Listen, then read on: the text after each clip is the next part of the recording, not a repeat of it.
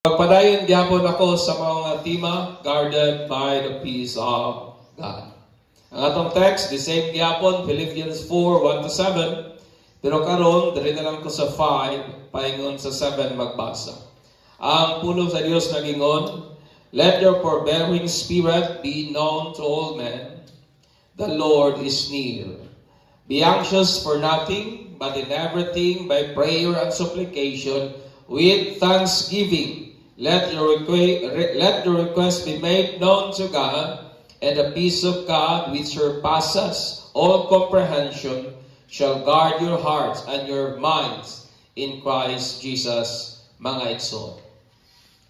Ang kalinaw, dili gyud na mahitabo kung wa gyud kay buhaton. Ang kalinaw, mga igsoon, is intentional. Imo gyud nang tuyuon, imo gyud nang tinguhaon, imo gyud nang trabahoon, imo gyud nang lihokon, mga igsoon. Niya na ta karon sa katapusang bahin sa tong series nga message, guarded by the peace of God. And for the peace of God nga manalipod ba sa atong hunahuna kasing-kasing diha kang Kristo, atong buhaton ang atong bahin prayerfully, atong buhaton ang ato ang party prayerfully, faithfully, and obediently, mga igsoon. Ug unang butang atong buhaton mao kini nga kinahanglan mobarog kitang malig-on diha sa ato ang Ginoo, pinagi sa paggamit sa matag bahin sa ato ang lawas as an instrument for righteousness. Amen. So atong gamiton ang atong kamot for the glory of God, ang atong bakba, ang atong dunggan, every member sa ato ang lawas, gamito nato as an instrument for righteousness. Ikaduha, kinahanglan nga magkinabuhi kita nga naay panag-uyunay sa matag usa. Og mahimo lamang kanang posible kung atong i-pursue ang interest nga iya lamang gyud sa Ginoo, mga igsoon.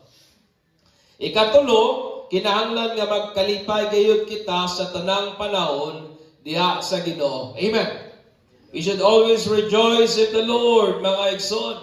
O kaya ikapat o ang ikalima, mga kanaibutang akong isgutan o mensahe nato karong oras sa mga igsoon. Ikapat, mao kini, that you should make your gentleness be experienced by all men. That is the word forbearing. Nga kinahanglan nga ato ang pagkama-aghop o pagkamalumo masinatian sa tanang tao, mga igsoon. And verse 5, ingon si Apostle Paul, let your forbearing spirit be known to all men, the Lord is near. Ang Bisaya sa word nga gentleness, it means pagkamalumo o kasing-kasing or pagkamalumo ba o kinaiya. Kanabitang nabay pagkahumo o kasing-kasing, pagkahumok o pagkalumo o pamatasan o kinaiyahan toward sa iyang isig katao, mga igsoon. O kaning butanga nagikan sa Grigong pinulungan nga effects, kung wa ko masipyat sa pag-pronounce, nga niyang kahulugan equitable. It means kaangayan ba para sa tanan. Gentle in the sense of truly fair by relaxing overly strict standards in order to keep the spirit of the law. It means, sa pikas nga bahin, kaning butanga, nagulagway sa tao who knows when it is actually wrong to apply the strict letter of the law. Morning tao nga nasayod siya kung kanusan nahimong dili, nahimong sayop o nahimong dili makaayo ba, kung imong i-aplika ng sobra ka stricto, sobra ka higpit, nga litra diha sa kabalawran, knows how to forgive when justice would otherwise give them the right to condemn. Sila ning mga taong nasayod kung kanusa mo pasaylo, bisan tuod o may katungod sila, nga ilaw tang suklan, ilaw tang batukan, ilaw tang hukman, mga igsoon. Nagulakway kini sa tao na nakahibalo kung kanusa mohimo og allowances when not to stand upon his or her rights. Mao nitong tawo na sayod kung kanusa niya i-withdraw ang iyang personal nga katungod bisan tudog naay katungod siya. Mao nitong tawo na sayod kung kanusa niya i-temper ang justice with mercy, mga igsoon. Sa pikas po nga bahin, gentleness is a contentment with one's state. Kaya bitang kontento ka sa imong kahimtang, even when one has not been treated fairly. Nga bisan tulog sa pikas nga bahin, dili patas ang treatment nga imong na-receive. Bisan tulog sa pikas nga bahin, you receive injustice, unfairness, mga igsoon, pero nagpabilin ka pagkang kontento sa imuhang estado, mga igsoon. And possessing magnanimity. Nagbatunog ka ng, wa mong gutay Bisaya, aning magnanimity, is the quality of being magnanimous, mga igsoon. Mao kini ang kalidad sa pagiging magnanimous, which is the quality of being generous in forgiving insult or injury without petulantly resentful and vindictive, mga igsoon. That is the word magnanimous. Kana bitaw dagaya kayo ka o manggihatagon kay ka sa paghatag o pagpasaylo, luyo sa mga insulto, luyo sa mga pangmaliit, luyo sa mga masakit nga mga pulong, nga wa diyo ka maghambin o pagpati ba nga buot kang mubalos. That is the word magnanimous. And that is the word being gentle, mga igsoon. Pipila ba nato diri naka-receive og insults? Yes, we forgive, pero luyo sa atong una-una, may araw ka rin. Di ba usay nga naman ng tao? Nasakitan, nagpasaylo, pero ang na-behind sa mind, dili tanang adlaw imuha. Mapandol ra gihapon ka. But yung word na magnanimous, it means you are generous in giving forgiveness. Nga wala na yung kay desire. Wa kay mga panghinaot sa pagbalus, mga igsoon. Amen. O gi-define kini ni Merriam sa Merriam Dictionary as the state or quality of being gentle, especially mildness in manner or disposition. Kana bitang mahinhin o kana bitang maayong kinaiyahan toward sa imong isig katawo, mga igsoon. Understand me. Gentleness is a character of Jesus Christ. Nga ang iyang mga follower kinahanglan atong sunon, atong awaton, o atong i-practice, mga igsoon. Ingon nga mga Kristohanon, we are commanded to make our gentleness be experienced by all men. That is the word known. O kana bitang word ganon para makuha niyo ang lalom-lalom nga idea. Kinsa may mga minyo dire. Di ba? Kinsa minyo? Mostly siguro kitang tanan. During sa sexual intercourse, mo nang word nga ginosko. Nga imong yung nailhan pag-ayo ba ang imong partner sulod o gawas. That is the word no. Nanamoy lalong nga pag-ilhanay kay namoy lalong nga pagsinatiay sa matag usa. O ingon ang Bible, let your gentleness tuguti nga kining imong pagkamalumog kasing-kasing, kining mildness nga disposition sa imong character o sa imong being, masinatian sa tanan. Amen. Be experienced by all men. Masinatian sa imong silingan, masinatian sa imong kapamilya, masinatian sa imong mga kabataan, masinatian sa imong mga mahal sa kinabuhi, Masinatian maski sa mga taong wa giganahan nimo. Masinatian sa tanang matang sa mga tao, mga igsoon. Amen. O sa pikas nga bahin atong ginapakita kining gentleness sa dihang may katungod unta kitang masuko, sa dihang may katungod unta kitang maglagot, pero wala na lang. Amen. That is the word being gentle. Naka sa posisyon, naka sa lugar ka, pwede gud unta kang masuko, pwede gud unta kang maglagot, pero wala na lang, mga igsoon. Gentleness is when somebody, kung may mga tao nga kanabitang ang imong atubangan, palibangan sa ilang iro, pero imong gipadlong in a mildness of manner, and that is gentleness, mga igsoon. Amen.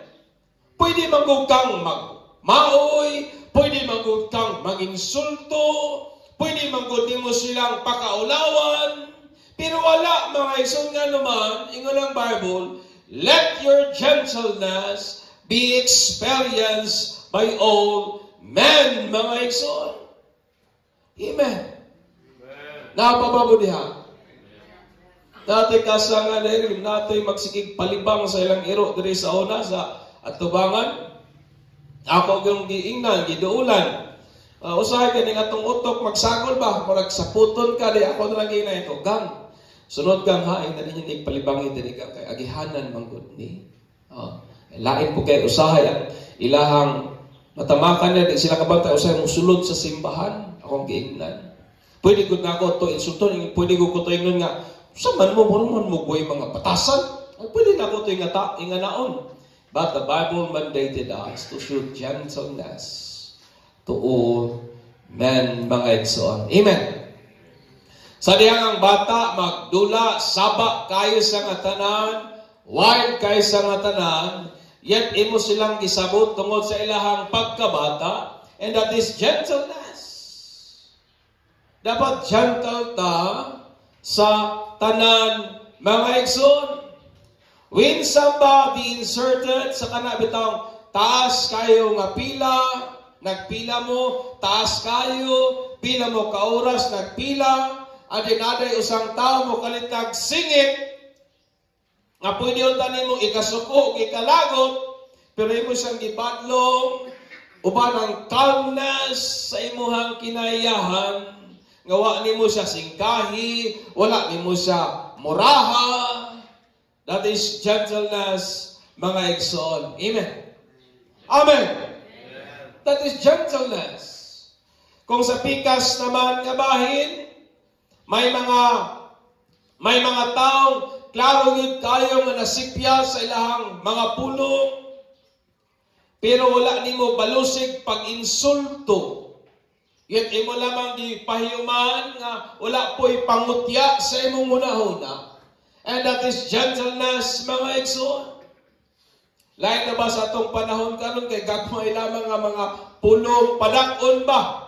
Hatagag dako nga istorya, but the Bible said nga atong ipakita kining atong gentleness nganha sa matag usa, mga igsoon. That is gentleness, mga igsoon. Amen. Amen. Kana bitong usahay sa balay natay mga rules and regulation, mga gagmay lamang mga butang nga usahay wala matuman, mo day atong ikasuko o ikalagot. But the Bible said, let us be gentle. Amen. Napaba mo diha. And when we are gentle with all, o sa dihang atong ginapakita kining atong pagka malumo kasing-kasing sa tanan, o ang saan sa Ginoo kani, ug ang kalinaw nga iya sa Dios magapanalipod sa atong kasing-kasing diha kang Kristo Jesus. Ingna imong tapat. Lisod lisod magmalinawon. Ina ba? Kung sige lang tagkasuko. Di ba tinuod? Dahil na lang Bible be gentle. Gagmayng butang masuko na dayon ta brog ang usahay. Himuot na ba ko maghimog wali kay mo dayo sungog-sungogon po ko ba? Gagmayng butang, gamayng buling, ay, ambot lang. Pero lisod magmalinawon igsuon, kung sige lang tag kasuko. Lisod magmalinawon kung sa gagmayng mga butang, dali tang matandog ug mairita. Amen. Lisod magmalinawon kung sa gagmay mga sipyat sa uban, istrikto kay ta nga ipahamtang ang technicalities sa mga kabalauran. That's why, kung gusto ta nga ang kalinaw ni Jesus Christ, manalipod sa atong kasing-kasing ug hunahuna. Atong ipasinati, kining atong pagkamalumo o kinaiyahan ngadto sa tanan. Amen. Ayaw sige paningka. Ayaw sige ayaw ng bombastic permi. Be gentle, mga igsoon. Amen.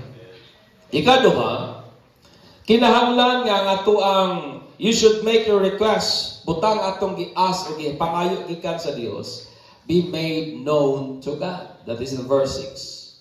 Das ingon si Pablo, be anxious for nothing, but in everything by prayer and supplication with thanksgiving, let your requests be made known to God. Unsa rin ang prayer? What is prayer?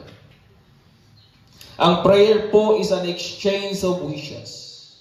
Kanang nakigbaylo ka ba o imong tinguha o panghinaot o unsa imuhang gusto? Unsa rin ang petition o supplication? O ba kana ang kinasingkasing nimong paghangyo nga nagsumikad sa imuhang personal nga gikinahanglan? That is the word petition. Mga personal nimong tinguha ba? Mga personal nimong nga need, nga imuhang kinasingkasing nga gihangyo nganha sa Ginoo. Maybe some of us naghangyo ta personally, Lord, mo niya nga akong hangyo. Ginoo, mo niya nga akong hangyo. Personally, gikan sa imuhang talipusoon, mga igsoon. O kung sa reining thanksgiving, mo kini ang atong mga pagpasalamat nga nagsumikat tungod sa grasya sa Ginoo. Mga pagpasalamat that spring gikan sa atong consciousness tungod sa grace ni Lord or ni God, mga igsoon. Sa diyang nagaampo kita, we are exchanging our wishes with the wishes of God. Mo na nagakahitabo. Atong ginabaylo ang atong unsa may atong tinguha sa tinguha nga iya sa Ginoo, which is we are exchanging our fear. Diba, the moment nga nagaampo kita, atong ginabaylo kining atong kahadlok diha sa gugma sa Ginoo, our fear, atong gina-exchange sa gugma nga iya sa Dios. We are exchanging our doubts with faith as a gift of God. Kabantay ba mo niana? The moment nga nagaampo kita, kining atong mga pagduha-duha, nagakailisdan o pagtuo, ingon nga gasa kini sa Dios. Kining atong mga kabalaka, nagakailisdan o pagsalig nga iya sa Ginoo, nga gikan sa Dios. Kining atong mga kaluyahon, nagakailisdan o kusog o gahom, mga igsoon. Amen. Mo na nagakaitabo sa diyang mag-ampo kita, tungod kay kung dili gali, we are not praying. We are just mumbling before God. Mo na kung nag-aampo kita, we should exchange our doubt with faith. Kinahanglan nga atong exchange ang atong kahadlok sa pagtuo, ang atong mga pagduha-duha sa pagsalig. Amen. Kaya kung wala na nagakahitabo, for me, we are not praying. We are just mumbling before God. Ikaw lang talaga pagulbul o nagareklamo at tubangan sa Ginoo. Sa diyang atong ginapresent nga na sa Dios, kining atong mga deep of personal nga need. Namang gitay kanang personal nato nga ginapangayo gikan sa Dios. O samtang nagalantaw, nagasudong kita sulod aning atong kasing-kasing, may mga butang atong nagak-realize kung usagi atong tiyunay nga gikinahanglan, mga igsoon. Tungod kay usahay ang atong gikinahanglan dili gyud ang mga butang kanunay natong ginapangayo mga igsoon. Understand me. Nagkinahanglan ta og kwarta, amen. Amen. Nagkinahanglan ta og kwarta, nagkinahanglan ta og kaayuhan, nagkinahanglan ta mga material nga blessings gikan sa Dios. Tinuod ka na. But beyond anak nga mga butang, mas nagkinahanglan ta sa presence ni Lord. Amen. We need the presence of God more than money. We need the presence of God more than healing. We need the presence of God more than wealth, mga igsoon. Atong mas gikinahanglan nato ang grasya nga iya sa Dios. Mas gilabaw nga gikinahanglan nato ang gugma nga iya sa Ginoo. Mas labaw nga gikinahanglan nato ang kalinaw, ang kusog, ang kaalam, ang giya ug uban pa nga gikan sa Dios. Amen. Amen. Sabta ko ninyo, sa dihang makatubang taog mga kawalan-on ba sa kinabuhi, ang ato dayong kanunay giyampo, Lord, hatagi kong kwarta. Di ba mo na tinuod? Kung makatubang tagway bugas, ang ato dayong numerong pangayon, Lord, hatagi kong bugas. Kung makatubang tagbalatian, ang numero 1 natong pangayon, kayuhan. Kung naata sa mga panginahanglanon, ang atong numero 1 pangayon, katong butang, atong gikinahanglan. But labaw niya ng tanan, mga igsoon. What we need is a heart that is totally yielded to Christ. Amen. Amen. Nga kung nata sa mga panginahanglanon, kung lantaw ginatog tiyunay, sulod sa atong kasing-kasing, ang atong gikinahanglan, labaw kaysa kwanta sa lapiyong pahandi, kining atong kasing-kasing, nga din nagi pagpanugyan, nganha kang Kristo, mga igsoon. Amen. Mabanay atong ginampo sa Ginoo. Nga Lord, dako karon sa panginahanglanon. Yes, ang akong mga pag-ampo nga matagbo kining mong mga panginahanglanon na. But labaw sa tanan, Ginoo, hatagi ko kasing-kasing nga naagyod ang 100% nga nagapanugyan kanimo. Ingana ba ang atong inampuan, mga igsoon? Ato bang ginapangayo gikan sa Dios ang butang beyond o labaw kaysa butang sarang atong nakita nga mogi atong gikinahanglan, mga igsoon. Sa dihang makatubang taog mga troubles or kakulian sa kinabuhi, ang ato dayong immediate nga prayer mo kini nga ang atong mga troubles will go away. Problems go away. Diba? Frustrations go away. Mga kakulian, go away. That is our prayer. Mo ginang atong sarang, common, o kasagaran ng mga pag-ampo, mga igsoon. Pero kung mulang ta sulod sa atong kasing-kasing, what we truly need is a heart. Ang atong yung tiyunay nga gikinahanglan, kasing-kasing that keeps on obeying God no matter what. Amen.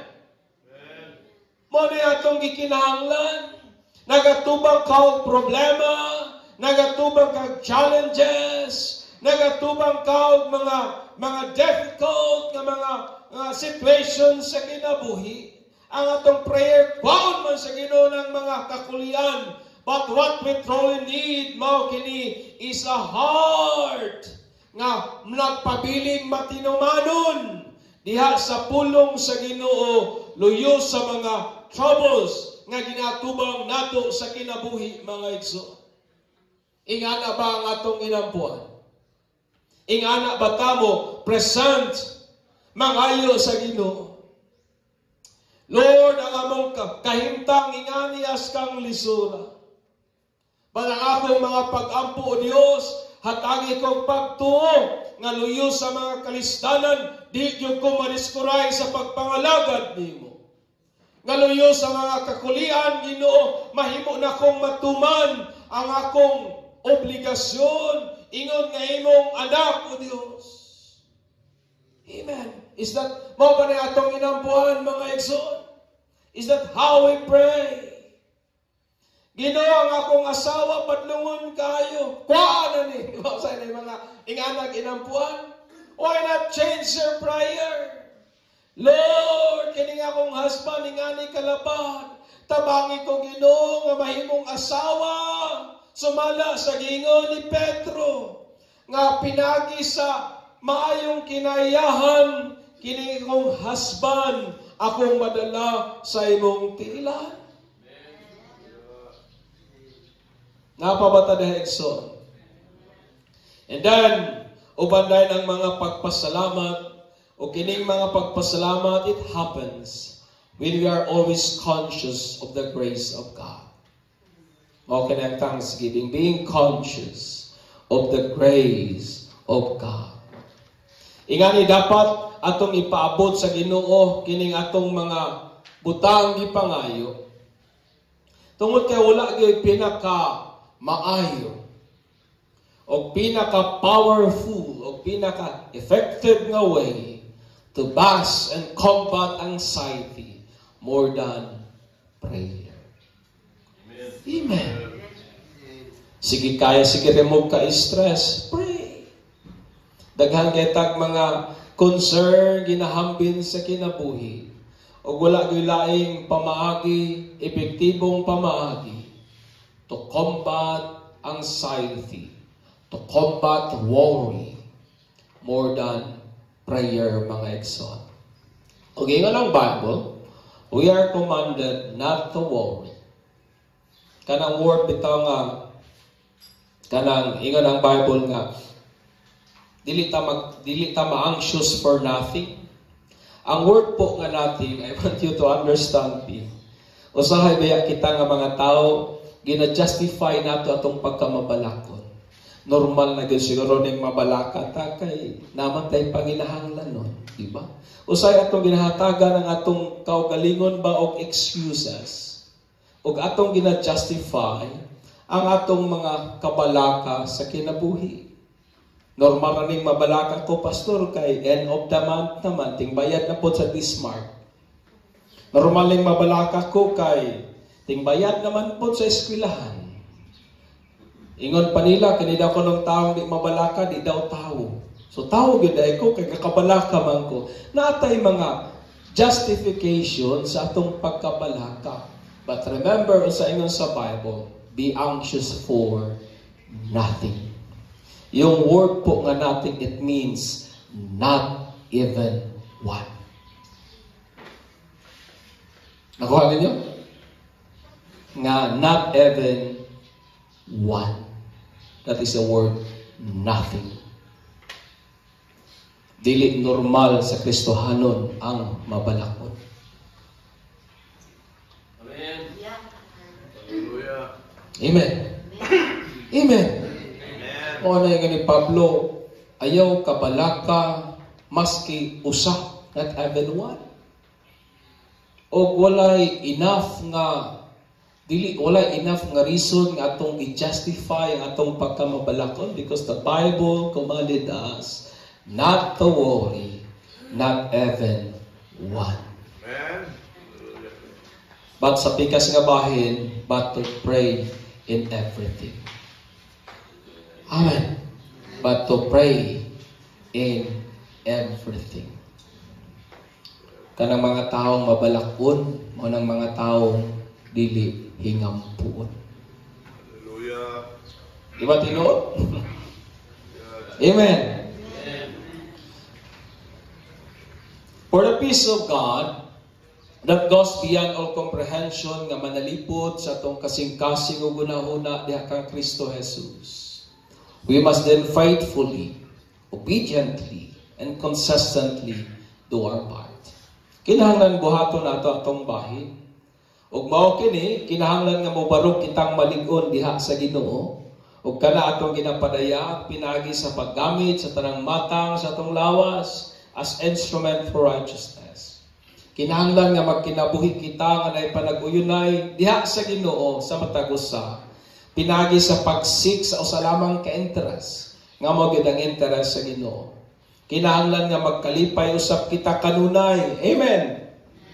Amen. Diha ka sa Ginoo. Tungod kay si Jesus mao gyud ang atong kalipay o ang ato ang pinakakalipay. We need to make our gentleness be experienced by all men. Mo nang ayaw sige kasuko.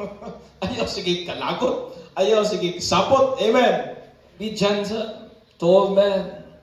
Kinahanglan po nga ato pong mga hangyo atong ipaabot sa Ginoo. Mo na ayaw sige kabalaka. Ampo. Pray. Therefore, ako hagit ka natong tanan, let us do our part for the peace of God to guard our hearts and mind in Christ Jesus. Busa, aron nga ang kalinaw sa Dios magalipod sa atong kasing-kasing o sa atong hunahuna diha kang Kristo Jesus. Nan, buhaton ta ang ato ang bahin. Amen. Amen. Amen. Kung gusto kang magmalinawon, ayaw sige kasuko.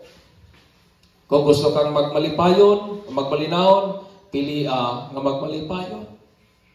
Kung gusto ka nga magmalinawon, then ayaw gamita ang imahang lawas as instrument for wickedness. Use it as an instrument for the glory of God. Kung gusto ka nga magmalipayon, then magpuyo ta nga nay panag-uyunay sa matag usa atong pangitaon ang interes ngayon ni Kristo. Amen. Amen. O kung gusto tang magmalinawon, ayaw sige chismis, pray. Ayaw sige og kabalaka, pray. Ayaw imong kabalaka usa kita nga mga Kristohanon kay ang ato ang worry atong made it known to the public. Share din nato sa Facebook. Di man na mahatag natong kalinaw.